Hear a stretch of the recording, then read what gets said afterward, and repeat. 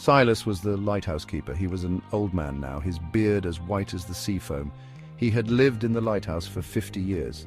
The lighthouse was his home, the lamp his only companion. Every evening as the sun dipped below the waves, Silas would climb the winding stairs. He always paused at the top, placing a hand on the cool metal of the lamp. Then, with a practiced hand, he would light the wick. The lamp would flare to life, casting its beam out into the darkness. Silas would spend the night watching the light. It swept across the waves, a beacon for ships far out at sea.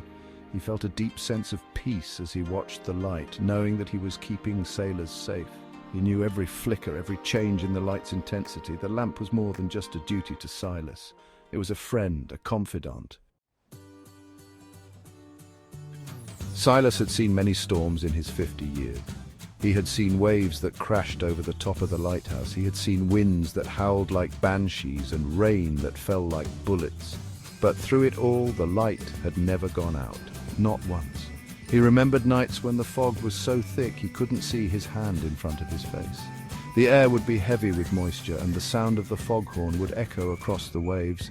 It was on those nights that Silas felt most needed. Sailors, lost in the fog, would tell stories of seeing the lighthouse's beam. They would speak of the comfort it brought, a promise of safe harbor. Silas took pride in those stories. He knew the importance of his duty. He often felt like a lone sentinel. He stood guard against the darkness, ensuring the safety of those who sailed the treacherous waters. One night a storm raged like none Silas had ever seen.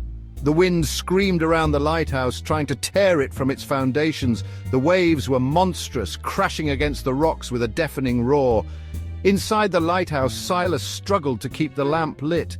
The wind howled down the chimney, threatening to extinguish the flame. Rain lashed against the windows, blurring the glass. Silas fought back against the storm with a grim determination.